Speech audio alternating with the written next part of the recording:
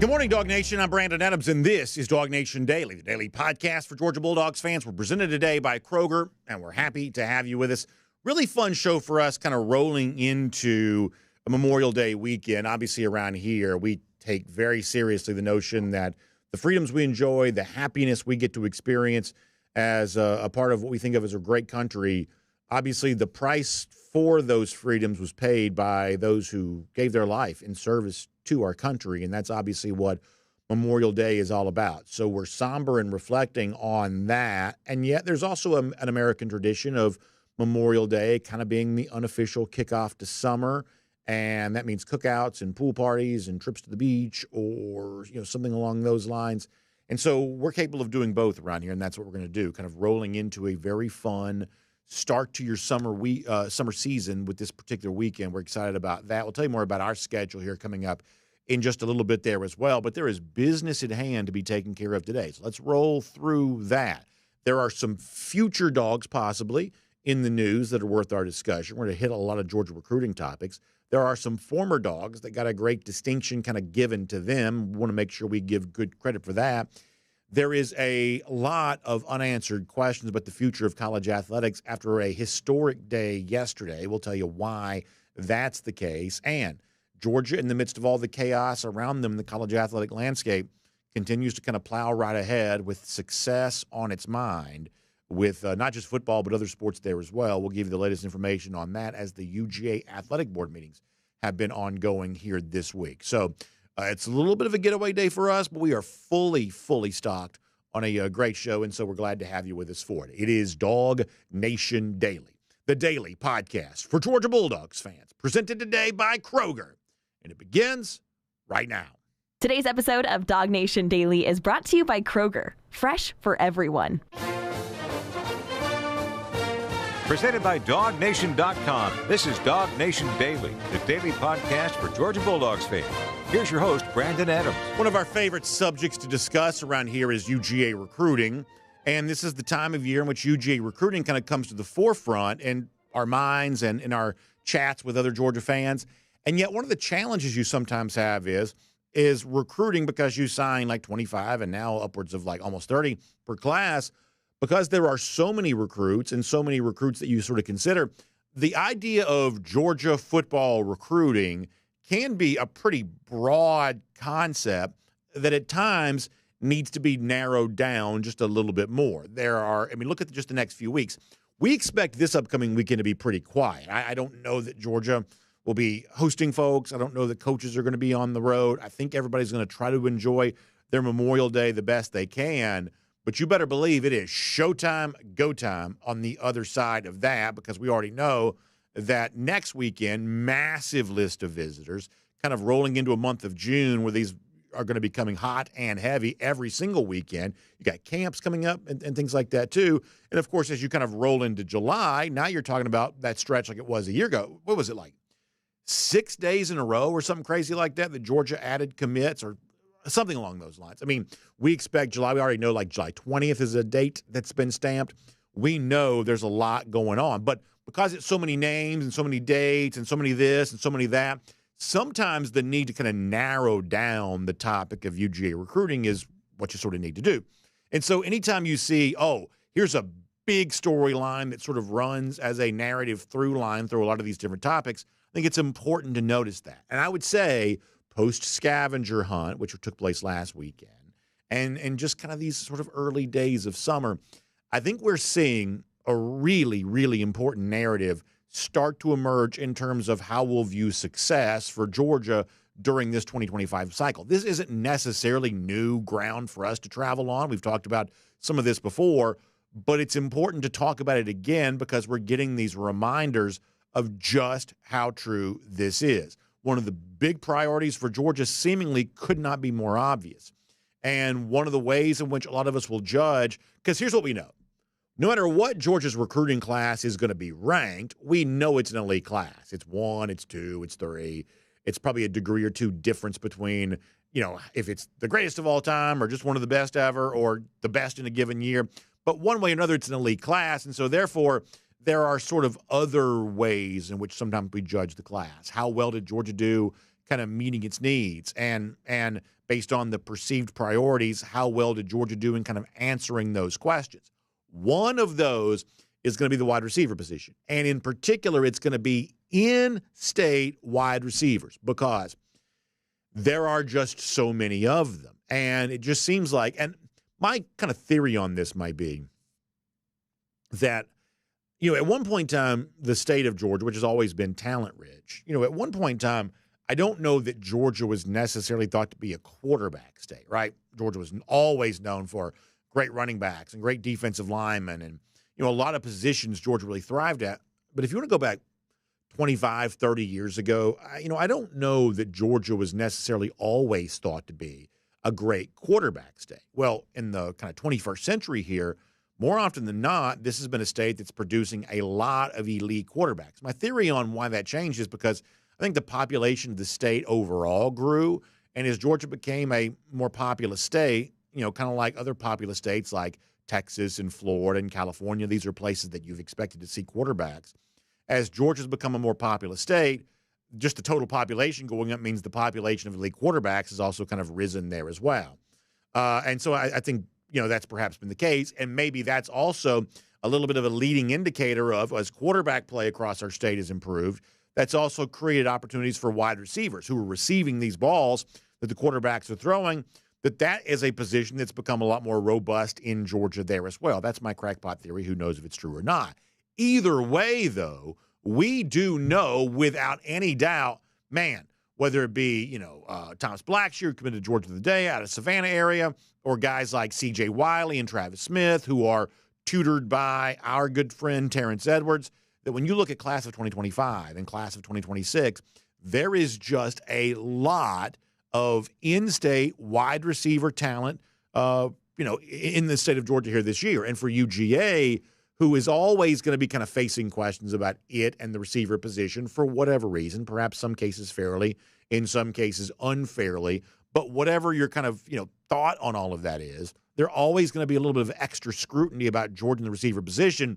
What a great time for Georgia to win with a position that some people kind of wonder how set up it is to win with, when all of these guys just happen to be in your own state. Now, speaking of Terrence Edwards, we talked to him about this yesterday, the fact that, by the time it's all said and done, CJ Wiley might be a 5-star. And he might even be like the number one receiver in the country, kind of getting some of the same kind of attention a guy like Jeremiah Smith got last year, ultimately ended up going to Ohio State. Some of that could be coming CJ Wiley's way this year. All the more reason for Georgia to be set up to go out there and do like it did with Thomas Blackshear the other day, get some of these big-time in-state wide receivers. In fact, here's a little taste of what Terrence said about that yesterday. Yeah, that just lets you know that now that Georgia can go into these homes and talk to the elite receivers. Now, not just CJ Wiley in the state, Eugene. We're lucky enough to have Travis Smith also in the state of Georgia. So 2 receivers that Georgia is very high on, and Blackshear down in Savannah. So there's a lot of talent here in the state that Georgia can put all their resources into. Let's lock down these 3 receivers in the state of Georgia, then kind of go outside the state, because those are really 3 good receivers. Then in the 26th class, you have Ryan Mosley out of Carrollton, you have Aaron Gregory out of Douglas, and you have another one of my proteges, Devin Carter, out of Cedar Grove. So the state is rich with wide receiver talent. And I think that's been a big topic. I think Jeff Sentell and I had this conversation about the talent just haven't been there like that in the state of Georgia, but it's here now. We have it's really deep in the next 2 classes.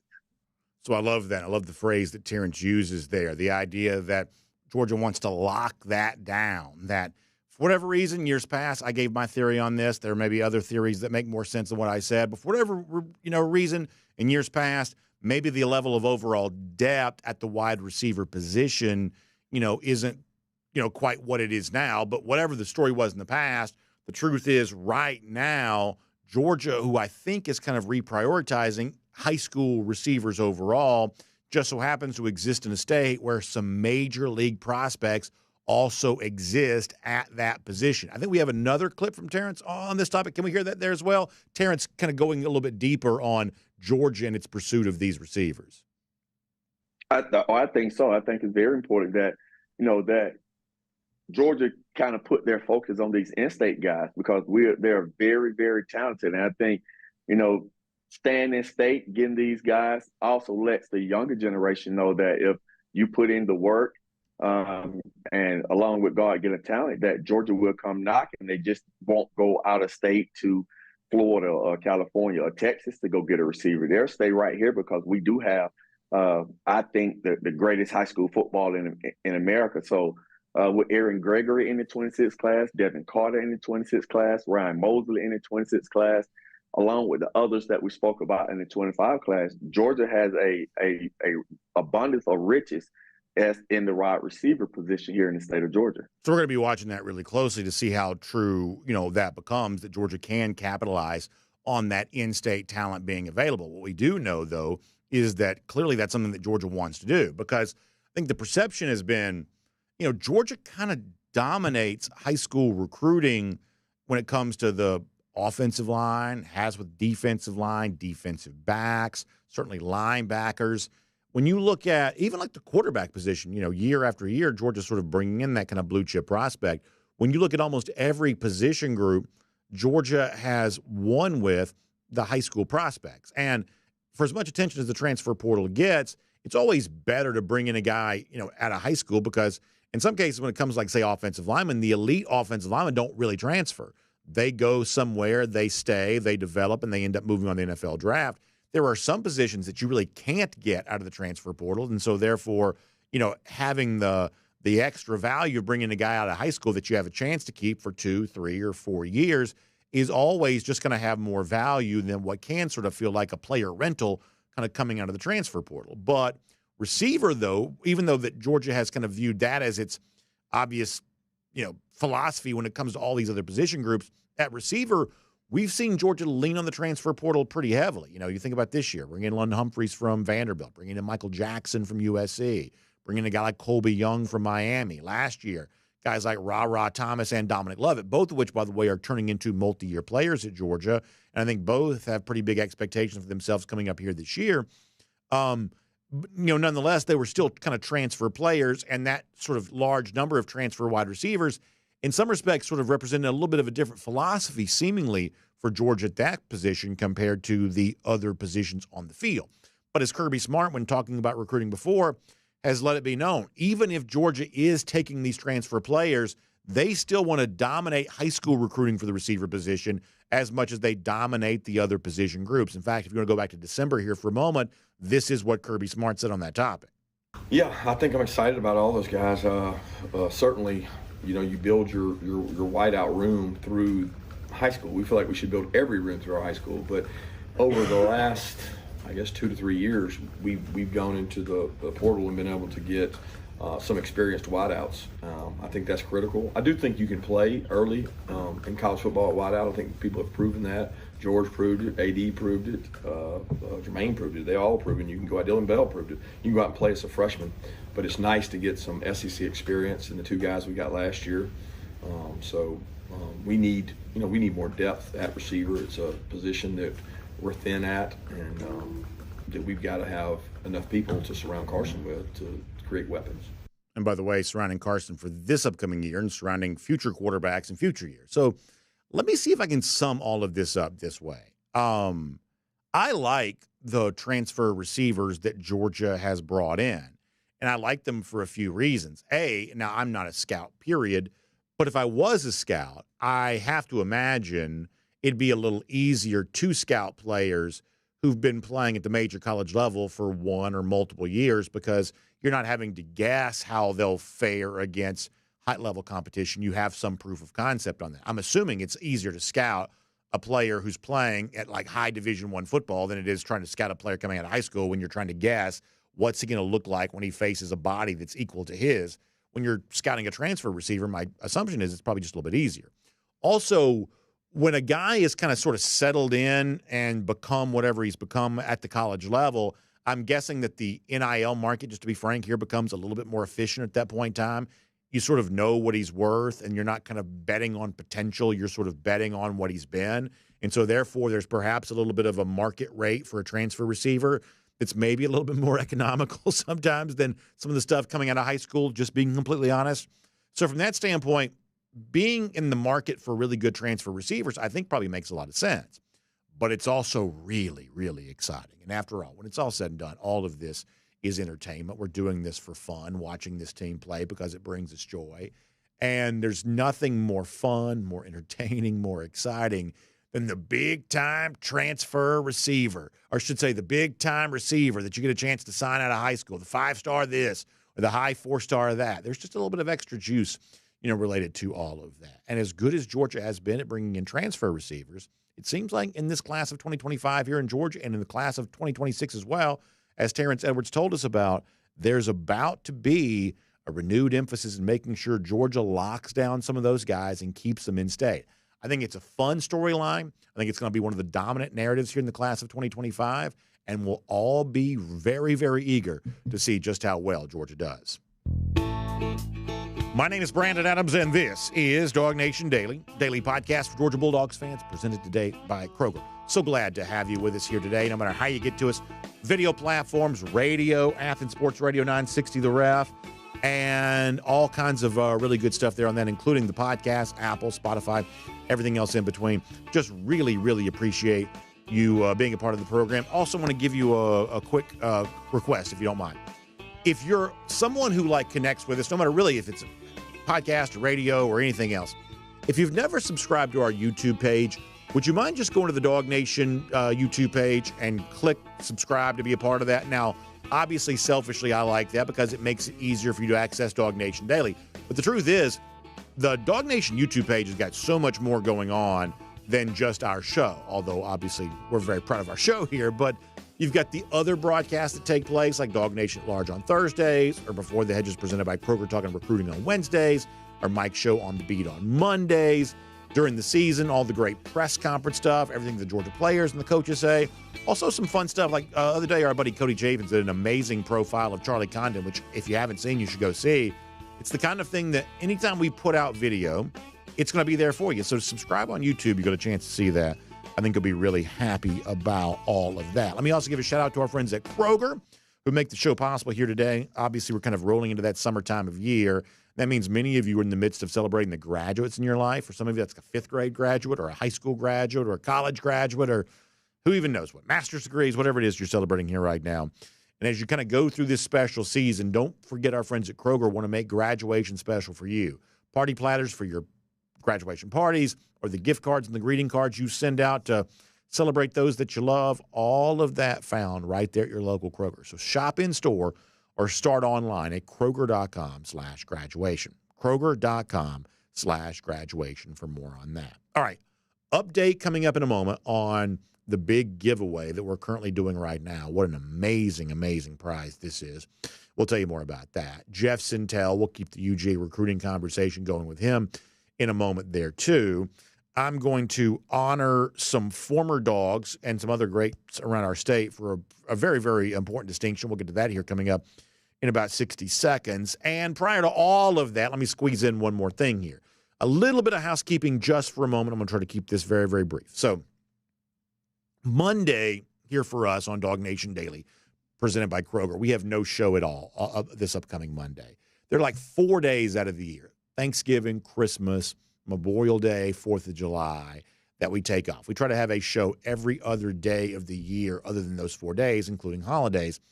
During the summertime of year, it's a little bit more laid back, a little bit more casual. So it's a little easier to step away on a day like this upcoming Monday, especially when you have folks who kind of make this show possible. They got family, they got friends, or they just want to not be at work, and they've earned the right to do that. So we try to create that little bit of space for them on that. Now, after Memorial Day, Tuesday, Wednesday, Thursday, Friday of next week, I'm also going to be stepping away from work for a little time off myself, getting a chance to be with my wife and my kids, and we're looking forward to some good time away from work there on that. So we've put together a great collection of pre-recorded shows that I think you'll enjoy. There are a couple of other things that are going to happen later on this summer that are going to cause me to have to miss work for a couple of days too. For those shows, we're actually going to do something a little bit different that we've never really done before. We'll tell you more about that when we get there.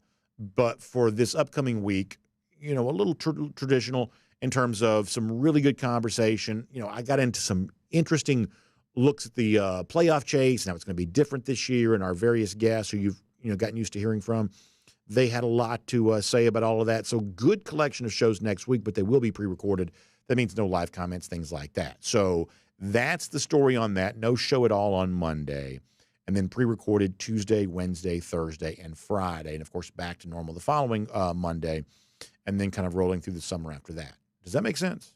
Does anybody have any questions about that? All right, so that's the story there on that. Okay, before we bring on Jeff, let's go around the doghouse here for a moment. And one of the things that professionally fills me with the most pride is the fact that a couple of years ago I was invited to be on the board for the Georgia High School Football Hall of Fame. I just am really proud of that.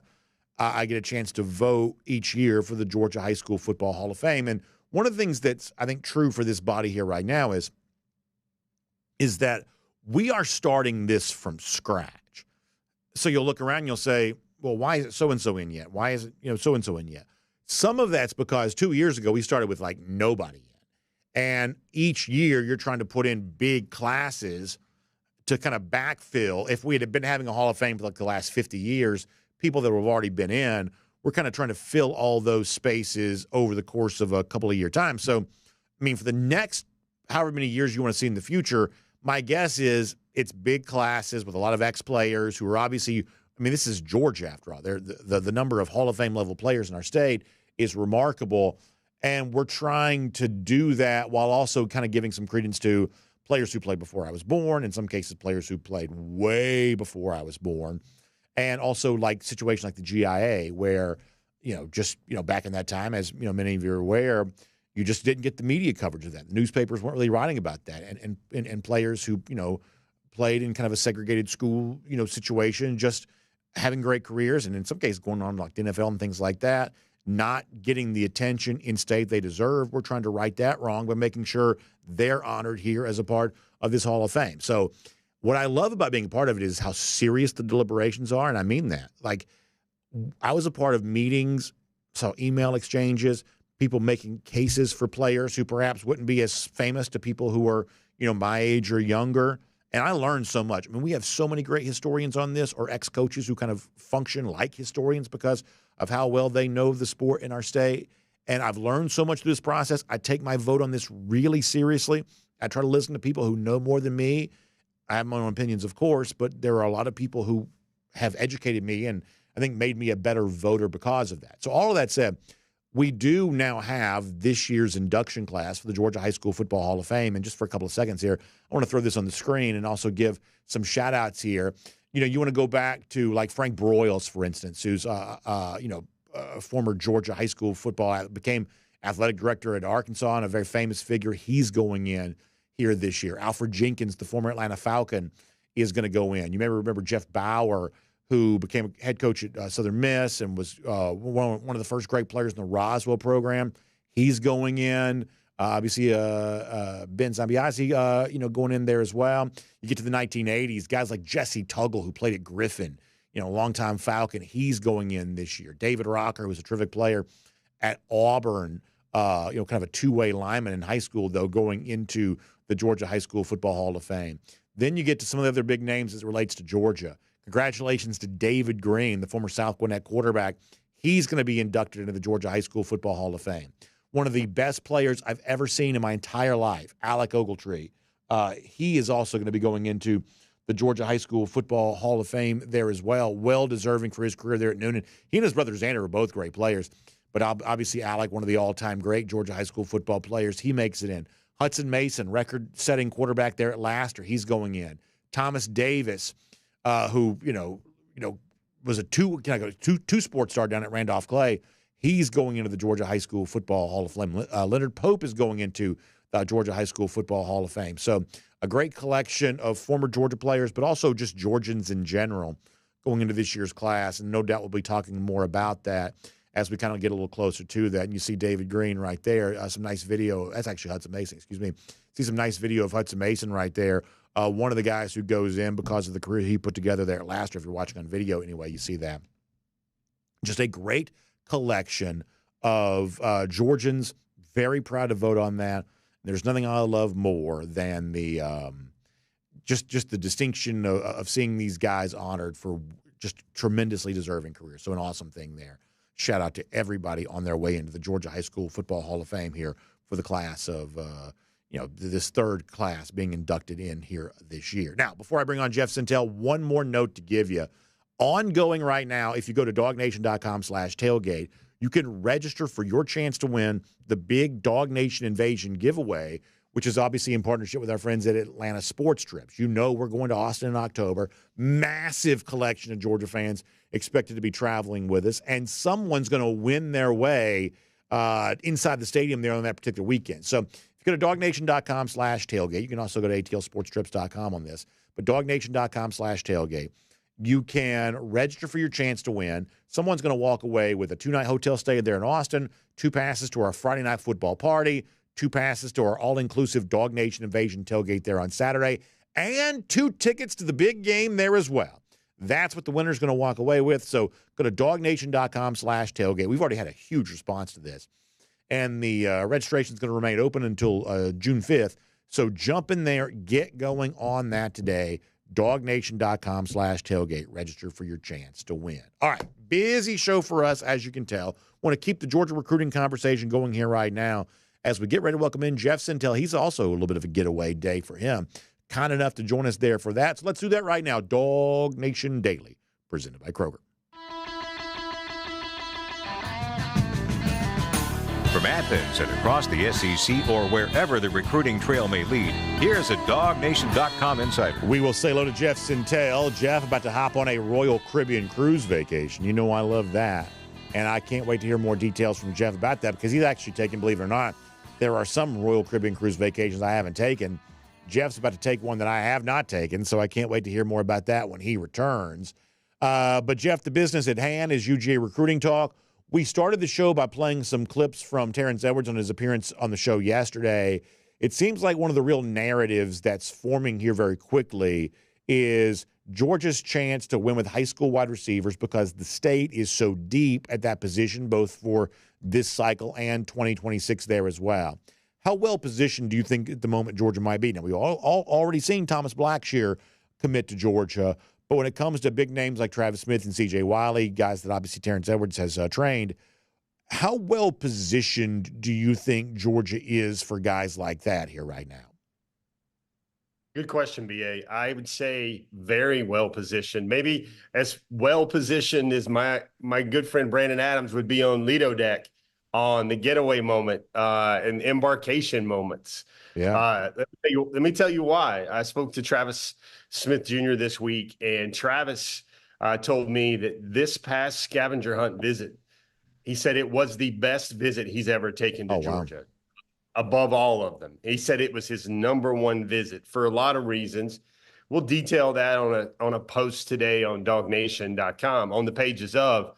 But then you've got Wiley and Brandon. Somehow there's a kinship that has been fostered between Wiley and Smith. They feel like they could thrive together. They've told me many times that they would be unstoppable. And flashing back to that last picture, Brandon, James Coley has been an absolute beast on the trail. Like some of the evals may be a little bit different than what BMAC wanted. BMAC wanted big and speed. Well, you see CJ Wiley right there, and he's big and speed. And I think Wiley's very interesting, Brandon. I was at his spring game. I believe it was last Friday after we spoke on the world-famous DawgNation Daily program. And you talked about that what happened with Terrence, making him want to do push-ups like Sensei Kreese out of the Karate Kid. But for me, Brandon, we might just timestamp this past weekend as seismic and very important in the CJ Wiley recruitment. Here's why. Georgia had offensive coordinator Mike Bobo and James Coley there at Peachtree Ridge High School. They were giving CJ Wiley a lot of attention. Of course, they were there for Ethan Barbour as well, but they spent some time chatting with his parents, and then he comes into Athens and has a scavenger hunt with Travis Smith. And if Travis Smith said it was the best time he's ever had, I know a lot of that had to do with the time that CJ Wiley had. And Brandon, let's be very frank here. I heard you championing Georgia high school football earlier in your program. Well, Georgia is a talent for about everything. It is a talent-rich state for about everything, except when you look at the high school wide receivers. Yeah. Now, there are exceptions. Isaiah Bond was rated as an athlete. He went to Alabama, now at Texas. Travis Hunter, he was anything he wanted to be, but he was not rated as a wide receiver.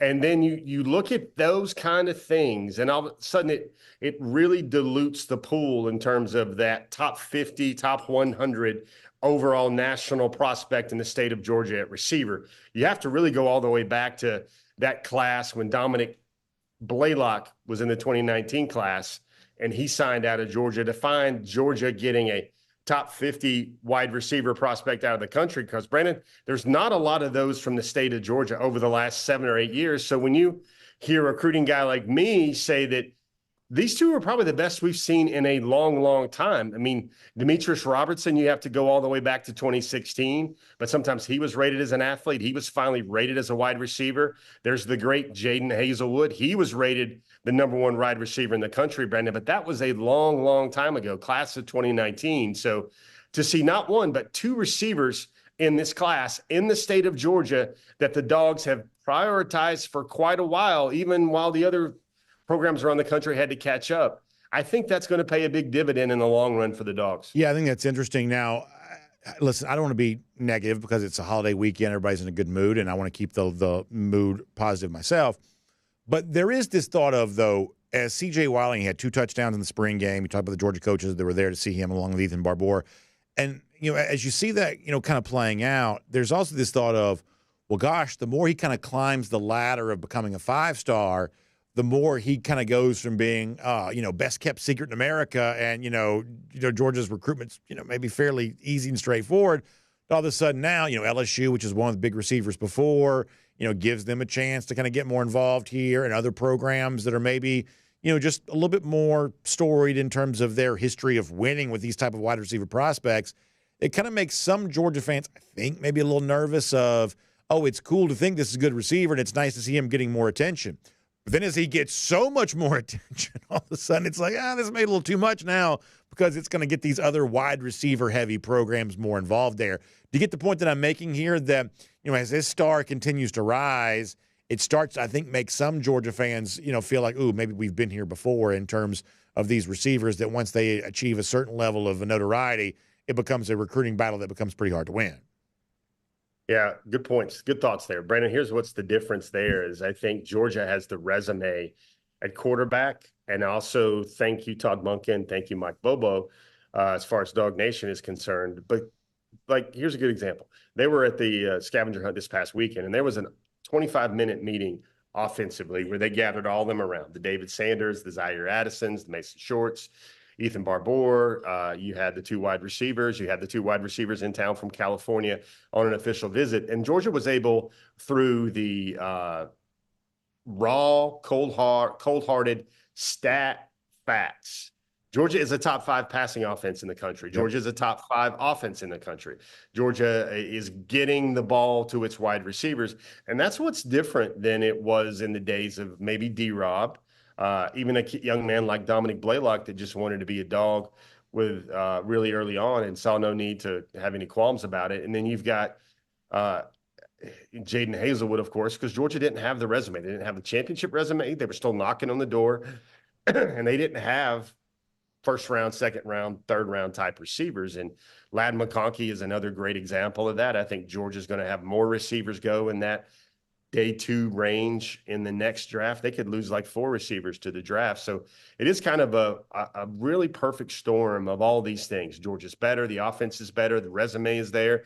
They've got first round type quarterbacks there. They're putting receivers in the league to go along with all the things that Georgia has always been. And in case of Wiley, I think it's interesting, Brandon, because we got to remember here, I'm sure you know this, but his father was an NFL player. Yep. So not quite the same thing of, a big NIL check is going to sway things. Because I asked the question to his father, Chuck Wiley, and I said, hey, I kind of saw this coming a couple months ago. And I said, hey, what will NIL collective inducements mean to this recruitment? And he couched it. And he says, well, I want him to get what he can get, because if everybody else is getting it, then he deserves it. But then the other thing he said was, he really dialed it down, and he says, well, the high bidder, if it's not the best development side, won't be the winner in this sweepstakes, because he realizes more than anyone that development and where you're at and where it translates into where you're going is vital here for this decision. I also think this is another point. This Wiley family, both athletes at LSU, his dad went on to play. For several teams in the NFL. Uh-huh. But you see Chuck Wiley, and you see he's a guy that's like, he understands that who was there first, who wanted you first. Yeah, like who was there from the start, and I think that really matters as much as all kinds of programs coming in that are trying. Hey, let's get on this CJ Wiley train. It also doesn't help that the great Terrence Edwards had a marvelous career at Georgia. Yeah. And he is very honest with him. Terrence is never a guy that pushes a guy anywhere, but they ask him his opinion. He's going to give his opinion. And right now, any honest evaluator's opinion of the wide receivers at Georgia, as well as the offense and passing, and just look at Carson Beck, Heisman candidate right there. I think the irons are very hot for Georgia. Better than ever, my friend, for them to bring in the CJ Wiley and Travis Smith Jr. types. I'm going to talk about the recruiting timeline here in a moment to kind of finish off our discussion. But before we get to that, one of the things I don't want to get lost in the shuffle here, because it happened last weekend, the same time the Scavenger Hunt was ongoing, I thought it was a pretty big deal. The fact that Ryan Montgomery kind of earned his, I guess, invite to the Elite 11 finals in California. This is a guy that obviously has less fanfare, as the dog makes an appearance here, less fanfare than other quarterbacks that Georgia's pursued, in some cases over the course of the last couple of years here. Peaches, I'm sorry, I blanked on the name for a second. But anyway, this is a quarterback that's gotten less fanfare than other quarterbacks that Georgia's pursued. And yet it seems like, Montgomery is also, as he moves towards his senior year, also in the process of kind of making a little bit of a name for himself in his own right here. So I think that's kind of a fun thing for Georgia to consider, as Ryan Puglisi has put out some video lately where he's been throwing the ball really well, kind of recovering from injury. We know what Georgia has in Gunnar Stockton, at least I believe I do. Jaden Rashada is kind of a fun introduction into all of this, but Ryan Montgomery is apparently going to arrive at Georgia as a fairly heralded prospect in his own right, and what he did last weekend was the next step in that, was it not? Exactly. I think, Brandon, maybe the good headline would be, the good kicker for this topic right here would be rethinking Ryan Montgomery, or the rise of Ryan Montgomery. And I'm going to tell you why. Because, Brandon, I don't know whether it's he's had these 5-star intangibles, film rat, works so hard, loves all the nuances of what it takes to be great. His trainer, Brad Mainler, told me it's kind of like a healthy obsession with all the things you need to do. And yes, he's even, by his own admission, Ryan Brennan has even said that wasn't their first choice. Maybe it was Juju Lewis. Maybe it was Matt Zollers, and he had to wait his turn. I think somehow people have shaped this narrative around Ryan that, he's the number 14 quarterback in the country. He's incredibly in all those intangibles. He checks all of those. And maybe it's being the second or third choice. But what's happening now with Ryan Montgomery are the terms elite, elite, elite. And I don't want people to keep thinking any longer that, he's just good enough for Georgia. Brandon, I spoke to his trainer. He said everybody thinks he's accuracy, he's processors. Those are his top skills in his quarterback toolbox. No, he said velocity.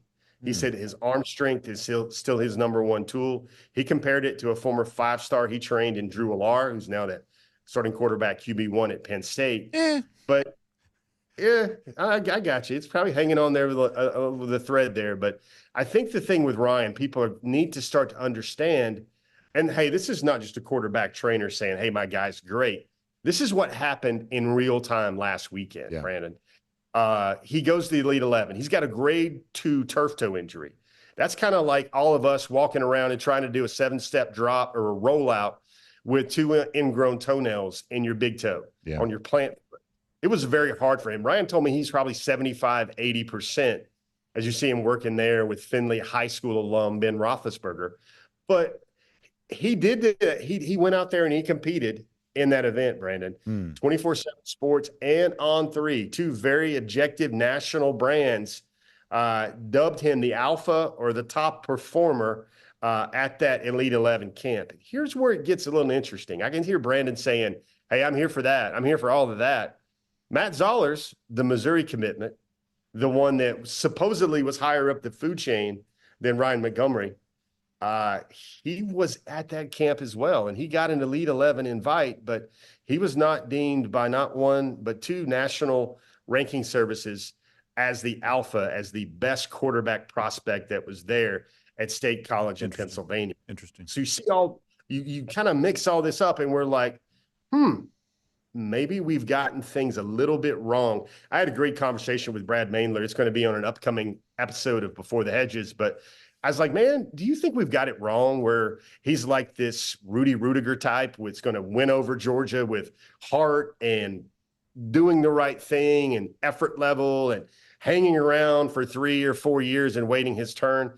And he's like, yeah, I think that's kind of a little misguided. He laughed at it because he kind of felt that's what the national pulse is on Ryan Montgomery right now. But he kept using the words natural thrower, elite thrower. And he told me, stone cold honest, he says, I think he's a lot closer to being the number one quarterback in the country than the number 15 quarterback in the country. Really, really fascinating stuff. All right, let me finish with this, Jeff. So the best I can tell is this weekend just going to be pretty quiet. It's Memorial Day weekend for both coaches and recruits themselves, but all of that kind of a calm before the storm for what's going to obviously happen next weekend. And then essentially every weekend, visits in June, a lot of commits there in July. So as difficult as this is to do, give me a little, because this is the last time you and I'll talk recruiting here for about a week or so. Give me that sort of thumbnail of the upcoming calendar, dates to know, just kind of what it's going to kind of feel like once official visitors start rolling in next weekend, and then everything that starts rolling in then after that. Yeah, Brandon, you and I both have families, and whether it's Mother's Day or birthdays for the children, you know how the birthday evolves into the birthday weekend or something like that, where you just celebrate the whole weekend, and they get a little extra out of it. That's what the month of June is going to be like for Georgia football recruiting. Brandon, you and I know this. We've documented it many times on this program that Kirby likes to now put all the alphas and all the very plugged in commitments into that leadoff spot in the June official visit weekend.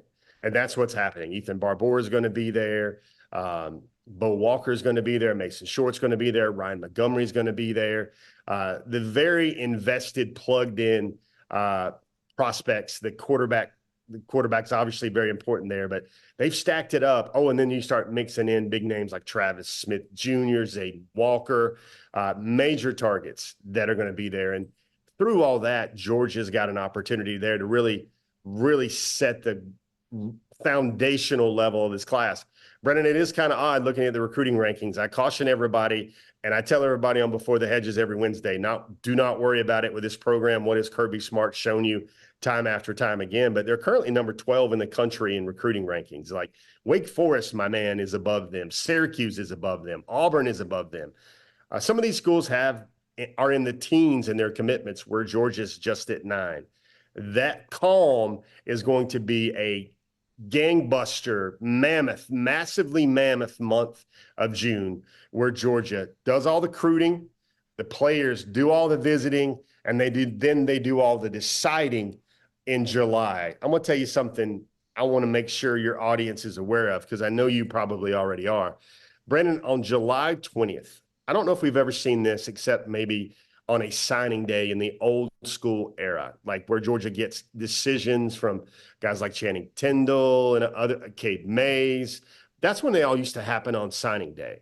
But July the 20th, mark your calendars, my friends, because 3 major Georgia targets on the same day will be deciding. That's Bryce Davis out of Grimsley High School, former high school of Georgia sophomore defensive lineman Jamal Jarrett. There's Christian Garrett out of Prince Avenue Christian in Bogart, Georgia, defensive line priority for the Dogs for a long time.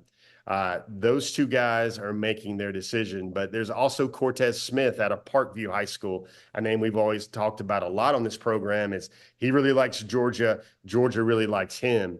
He is also making his decision on July the 20th. Can you imagine what would happen in July if Georgia gets 3 booms in the month of July on the 20th when it's already stacked up where Kirby, I call it playing air traffic controller right now, where he tries to land commitments strategically in the month of July.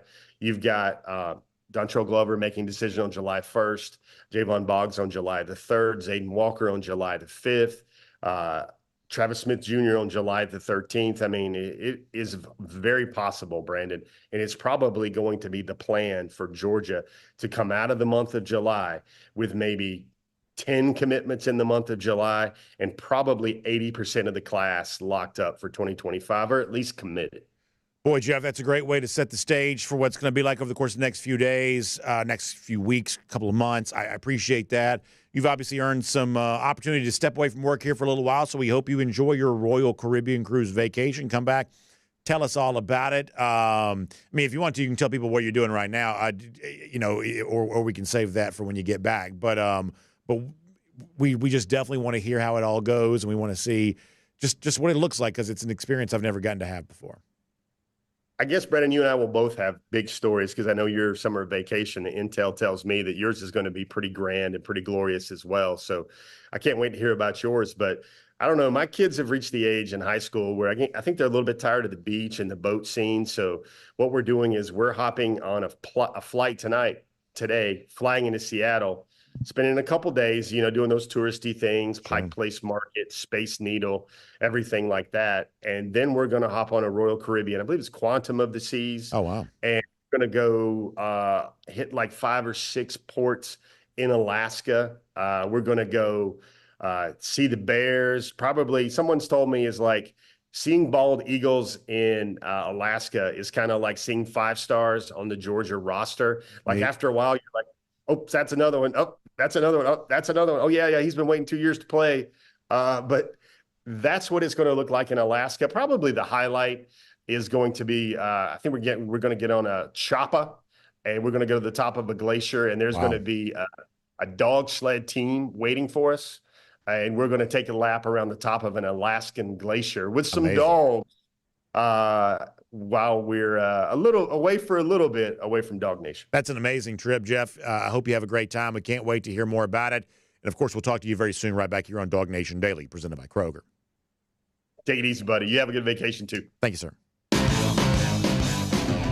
Let's take a look around the rest of the league. This is SEC Through. Yeah, what a fun thing. I've never done the Royal Caribbean Cruise to Alaska. I know my kids would love to do it. At a certain point in time, I guess we probably will. Yeah, I'm such a Caribbean guy. I love the beach. I love the coastal, vibe. I love all of that. I love the, just the warm weather in the Caribbean. I love Perfect Day Coco Cay. It'd be hard for me to let go of that to go do a different type of deal. But when you hear about the wildlife you have a chance to see, Quantum of the Seas is a really cool ship. The Quantum class of ship is a really cool class of ship for Royal Caribbean. A little bit different than the Oasis class in some respects. Got some kind of cool, add-ons. I think that's really, really, really fun. So, I hope that Jeff has a great time. By the way, speaking of Royal Caribbean, let's go cruise around the SEC courtesy of Royal Caribbean. Of course, later on this summer, I do get a chance to be among the first to be on board Utopia of the Seas. And I can't wait for that. We'll be sailing to Perfect Day Coco Cay. I love doing that. But I just love the way that, whether it be, as I was talking about with Jeff, one of those Quantum class ships, or now the newest in the Oasis class ship, I just love the way in which Royal Caribbean's always kind of thinking about how to kind of redefine and introduce new concepts into the cruising space. And one of the things that they have on Utopia of the Seas is going to be the Royal Railway. It's going to be a dining, it's like a restaurant. It's sort of like a railway dining car. And when you're in there, it's like this simulated experience, almost like being in a theme park or something like that, where, you look out the window and you see the rail car kind of rolling down the tracks in the Old West or something along those lines. It's just, just so many cool things as a part of Utopia of the Seas. And frankly, I can't wait to come back and tell all of you about that. But as you're hearing me talk, you ought to be booking your own Royal Caribbean Cruise vacation. And Jessica Slater is a terrific travel agent who can help you do just that. You can give her a call, 770-718-9147.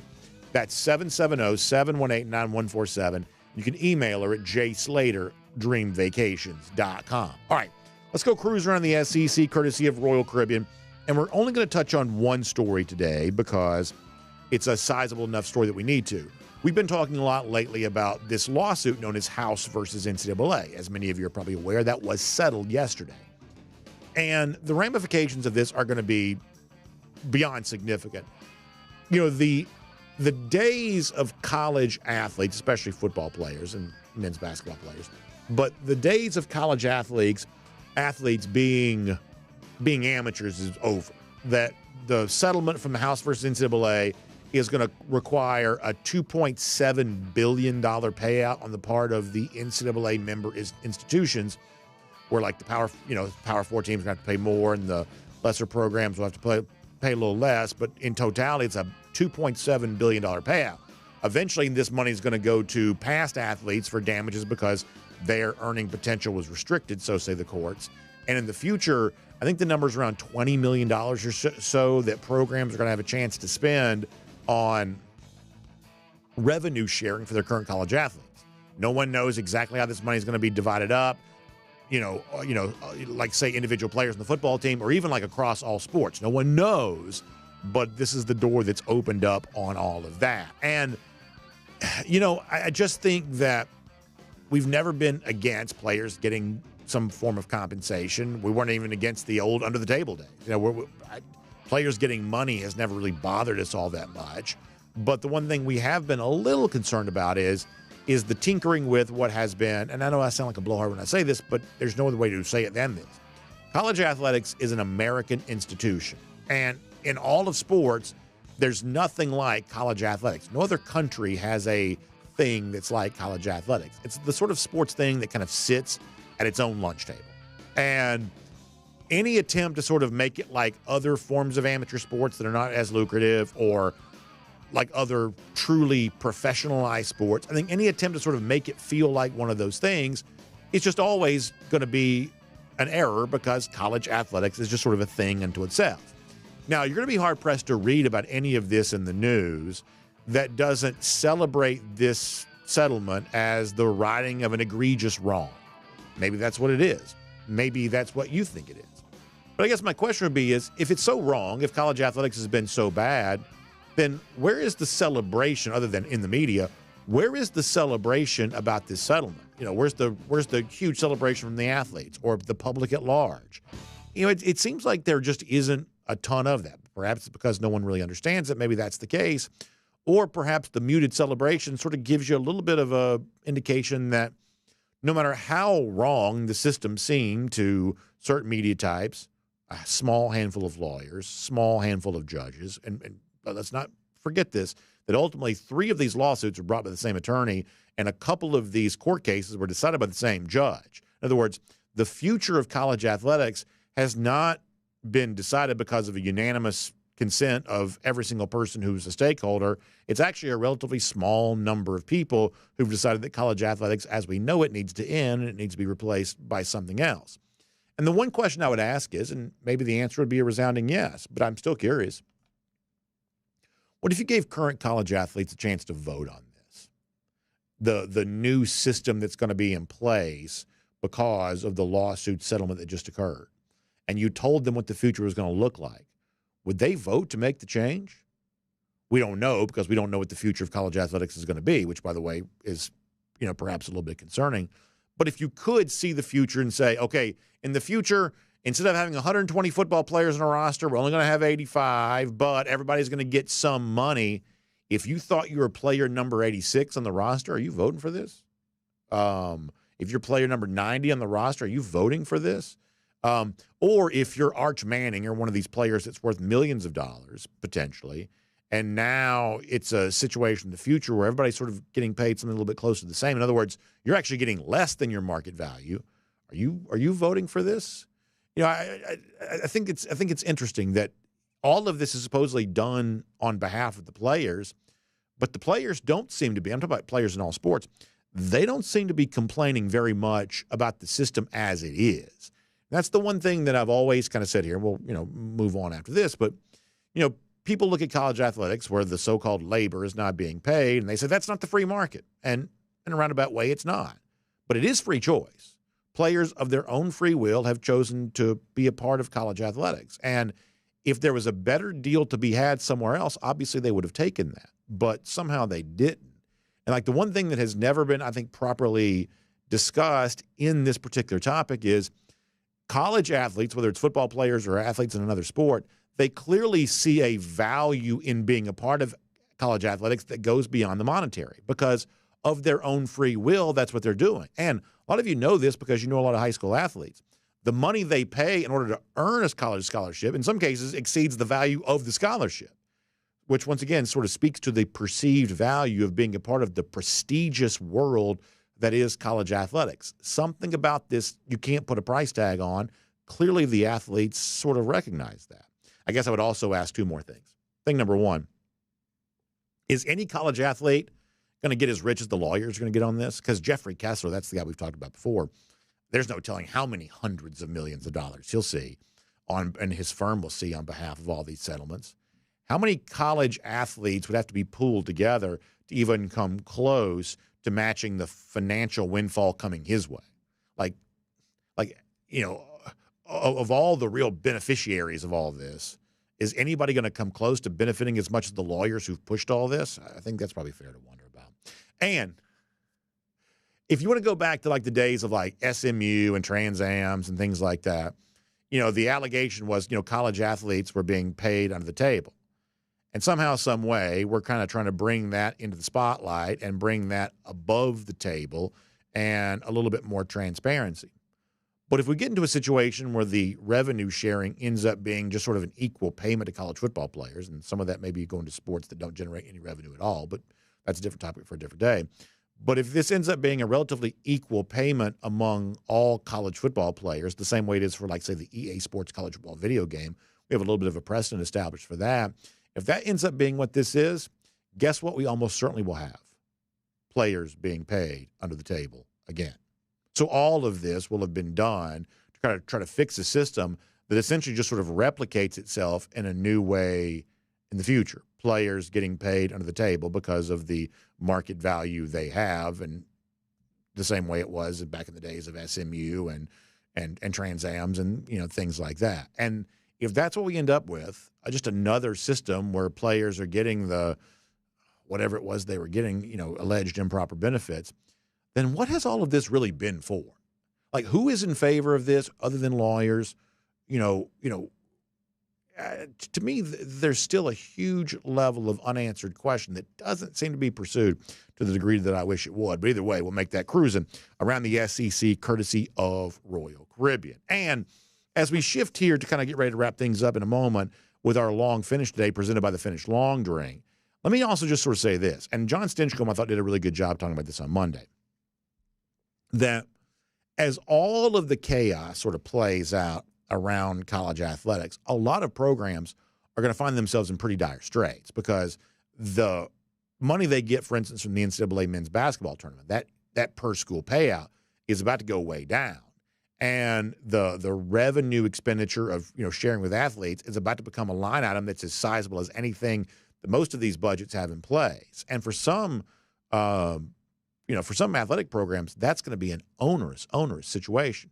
But at Georgia, as John told us on Monday, Georgia is well positioned to navigate whatever these new waters are going to be. And John, of course, would know because he's a part of the UGA Athletic Board. And this week at Ritz-Carlton in Lake Oconee, the UGA Athletic Board has been meeting yesterday and today. There was some budget just approved for Georgia for the upcoming year for its athletics. And yesterday we also got a little bit of insight into some facility improvements for Georgia as a part of our long finish here. Let's kind of show you some of this. So apparently Stegeman Coliseum is about to get a major improvement here as they're about to add what I believe is being described as the largest video board for an indoor venue in America. Like, this is about to be a gigantic improvement to Stegeman Coliseum overall. If you've been to Stegeman Coliseum the last few years, you know, it already looks, I think, much better than it did in the past. The sort of glass facade on the outside is a big improvement. The concourses have been widened. I think, you know, it's a very old arena. At one point in time, it was essentially a barn. It's obviously been vastly improved since then, you know, kind of making some space for some, sort of more luxurious fan enjoyments. But the big new video board is going to make it visually look stunning and completely different than it ever has in the past. So kind of an exciting new forefront for Stegeman Coliseum. And one of the, how about that? If you're watching on video, you see DawgNation Daily coming in there on the big video board. I don't know that we'll ever quite get to that point in time, but that is a very, very well done by our producer, Cody Chaffins.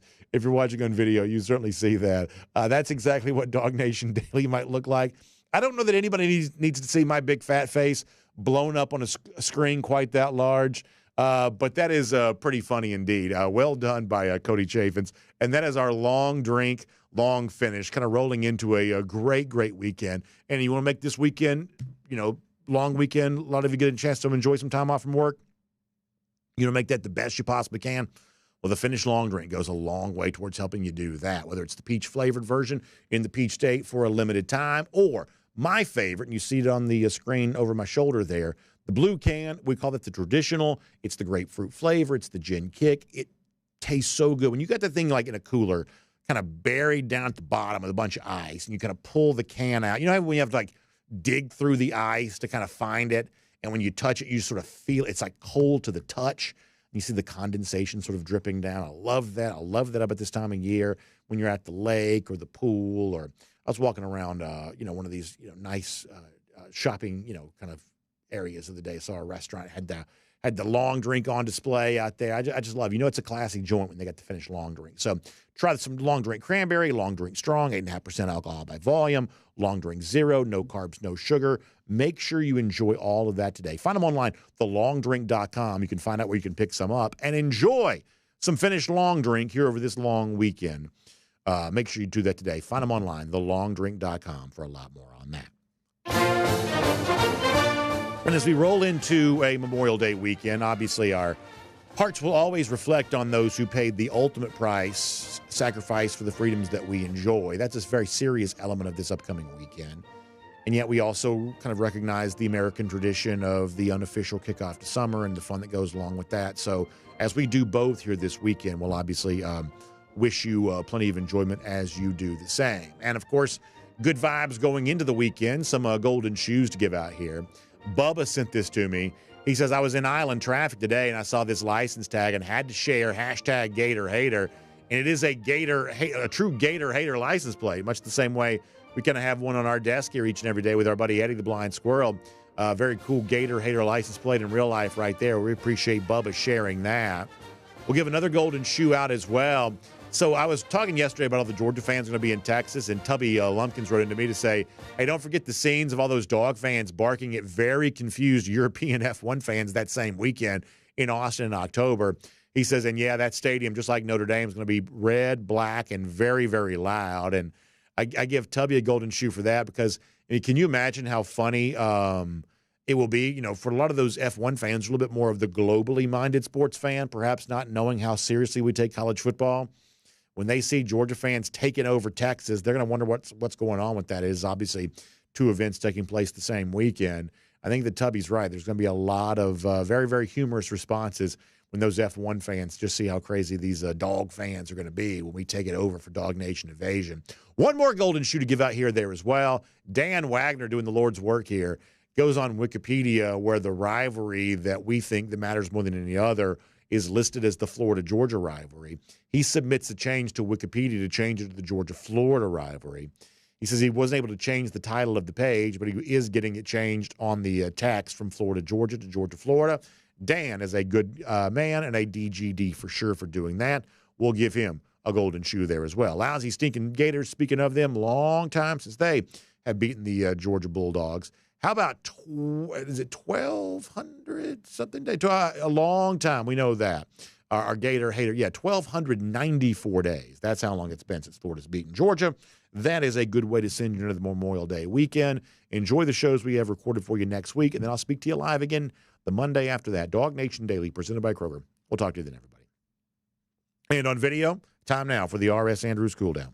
R.S. Andrews, the one you turn to for your air conditioning, heating, plumbing, electric needs. They show up on time. They do the work that's promised for the price that's promised. Let me plug in my laptop. And then we'll get some comments rolling here for all of you. Can't go crazy long today just because my kids are expecting me to be off work here. So many of you getting ready to roll into a weekend there as well. So we'll get this done, and we'll have some fun, and, we'll sort of see what's on everybody's mind here. I'll start on YouTube today, and then we'll get a lot of comments after that. Hope you all got fun stuff planned. Sometimes it's just sort of fun to just sort of unplug for a little while. It just sort of feels like, I think I mentioned this before, one of the things they don't tell you when you have like school-age kids is that May is busier than Christmas, or it's as busy as Christmas. We have just come off a month that was beyond, I think that my wife and I both would say, like, we're at the verge of, like, emotional bankruptcy. Like we just can't keep up with it all. And so the idea of now kind of being able to slow down for a few days, I would say that's a very, very good thing for us coming up. We're looking forward to that. All right, let's see what else. Jonathan Aaron, he sort of thought the same thing I did. I almost said this, but the idea that Ryan Montgomery, I think, Jeff said, he almost kind of said the version of the Colin Cowherd thing about just being Georgia good. It's funny that Jonathan heard that because I almost sort of thought the same thing. Dina Pruitt enjoying some Dr. Pepper Creamy Coconut. Very funny line from her. Good to see Dina in the comment section today. Dina's a great part of our DawgNation cruise. She was with us on the DawgNation cruise, so great to see her in here today. Dina, I love that. Let's see what else going on here. Mark Woodmansey's got some Boston butt coming on the grill this weekend. That sounds good.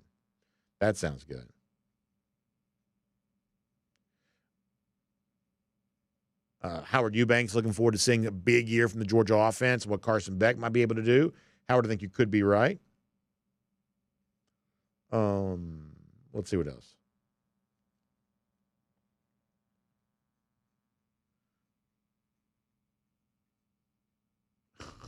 Breda pass management. By the way, Breda had a funny thing the other day. I was going to respond back to him on X about this, and I don't think I ever did. It'd be something about, switching TV providers, things like that. I think a lot of us are at the point now. It's like, well, what do we need to do to be able to watch the Braves again? I think we're kind of getting to that point. Crow King 123 said, did some hot dogs yesterday to celebrate the summer.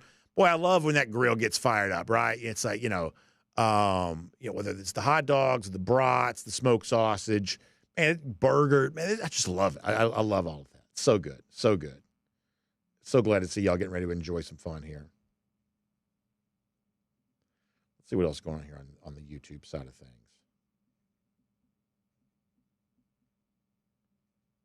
Ducati 1098 says, should I start having children now? It keeps me young. Hey, listen, it does keep you young, right? I think it's great, right? It's like,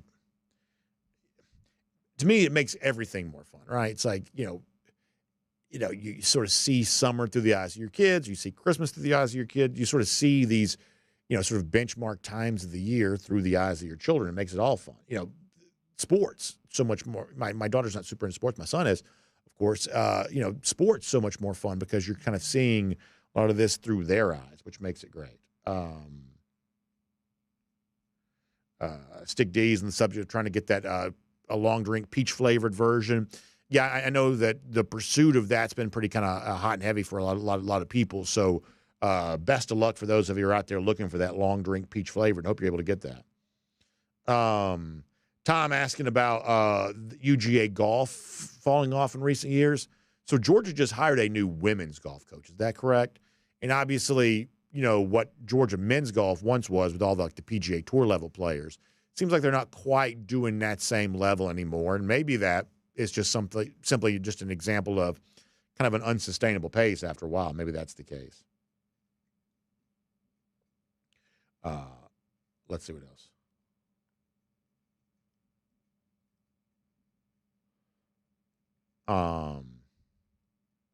Baruch Dog on the idea that Auburn got a new arena and Georgia, kind of isn't. Yeah, look, at a certain point in time, sort of building new from scratch, I guess eventually you're going to have to do that.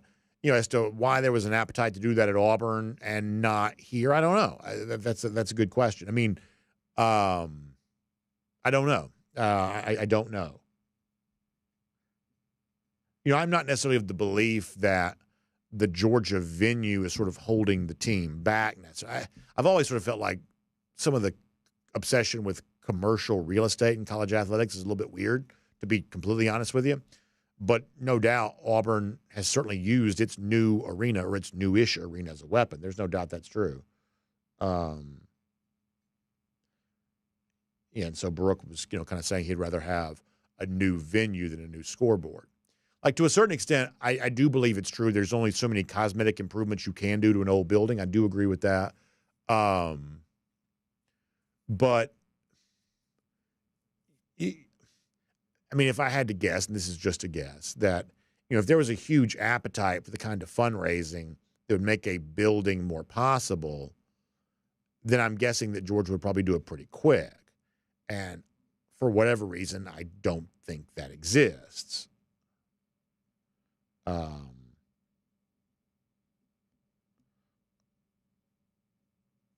see what else.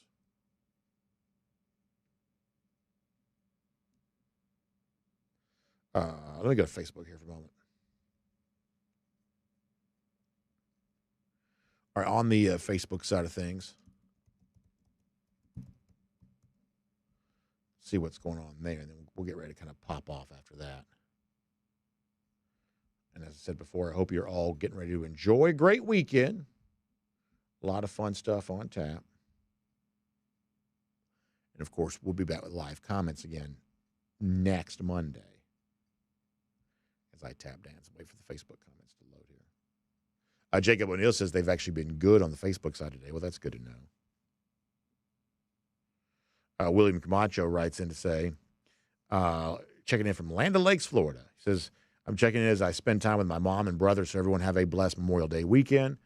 Well, listen, you enjoy that, William, and safe travels coming back home. How about this? Matthew Goodwin, big weekend for him. Daughter just graduated high school, officially a UGA student now. Also heading to Costa Rica with some Georgia gear on. That's awesome to see. Awesome to see. Let's see what else is going on here. Eric Ray brings up a good point. He says, what's funny is, the original comment of Carson Beck is just, Georgia good. He says that was supposed to be a disparaging remark. But as Eric says, 95% of players and coaches wish they were just Georgia good. Eric, that's a very good point. That's a very good point. David West says he's going to be on Lake Murray, South Carolina this weekend with a bunch of, as he calls them, game chickens and taters. Going to be fun. Yeah, I would say that, as you're doing your summer travels and you got your Georgia gear on, I'd say it's a pretty good time to be a Georgia fan, right? It's like, you don't have to take anything off anybody because of the success your program has enjoyed. I would say that's, you get a little, shoulders back a little bit more in a situation like that. I'm guessing that's the case. Craig Jones says, I've got a brisket that needs to go on the Traeger. Can somebody come do it for me? Had a fun picnic at the base yesterday. Here comes summer. Come on, 38 a month. Well, Craig, that's awesome. This is not an ad, but do you guys like the pellet smokers? Do y'all like them? It sounds like Craig, gets a lot of good use out of his. I'm not very accomplished when it comes to stuff like that, but I wish I was a little bit more. I think that might be a good thing for me. Bill Sanders also firing up the grill this weekend, which I love to see. Good stuff there from him on that.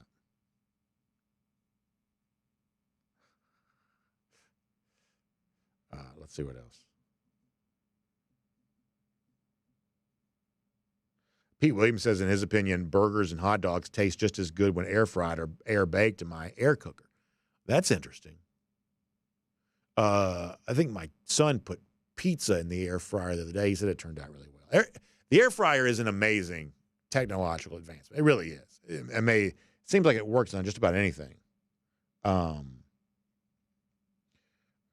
Randy Hall says they use the traditional green egg. Greg Baker says, with Memorial Day coming up, let me share with y'all that I run a trauma recovery program for veterans in Nicaragua. It's called Fortunate Sons, and it's free for all veterans. You can find it on Facebook or DM me for info. Greg, that's a really cool thing. What an incredible service to people And I appreciate you sharing that, Greg. Y'all check out what he's doing there. That's an incredible service. And, I'm always impressed by how, international so much of our audience is, connected to various countries around the world. And Greg's obviously got his example of that. Bill Sanders, he says he uses just good old-fashioned charcoal. Listen, that's really good, too. I don't know. There's just so much, feeling when you see the charcoal grill kind of burning down and, just reminds you so much of all the, cookouts when you were a kid and you kind of just the smell, and I know that a lot of people don't like lighter fluid and stuff like that now because they think it makes the meat taste weird, whatever. But I love the smell of lighter fluid because it just kind of reminds me of, back in the 80s, trust me. It was, just lighter fluid everywhere. And that smell just reminds me so much of those summers when you're a kid, when summer's just the best thing in the world. Oh, Craig Jones says he apparently went to the Kenny Chesney concert last weekend. That's kind of cool. He says, my wife said we're staying home after the Kenny Chesney Marathon concert last Saturday night. He says, I get an oil change and head trimming for excitement, apparently. Well, there you go. How was the Kenny Chesney concert? Big deal there at Mercedes-Benz Stadium. I hope that was a lot of fun. All right, final trip around the comments, then we're going to bounce out of here for today. Spencer Clark, ready to enjoy some Brunswick stew, one of my favorite things in the world. William Perry says that what Josh Brooks says, the cost of a new arena is astronomical compared to what they can do to renovate and make it a great arena. It certainly would be very expensive for sure. Mark Woodmansee with some ideas. Invite Glenn Powell and Matthew McConaughey at the game in Austin. There you go. Brandon Wells, says the air fryer is money well spent when you got 3 kids. No doubt about that. Yeah, really good. Kirby's belt, going to go visit a recruiting event wearing Georgia gear. So there you go on that front. Back on DawgNation.com for another moment.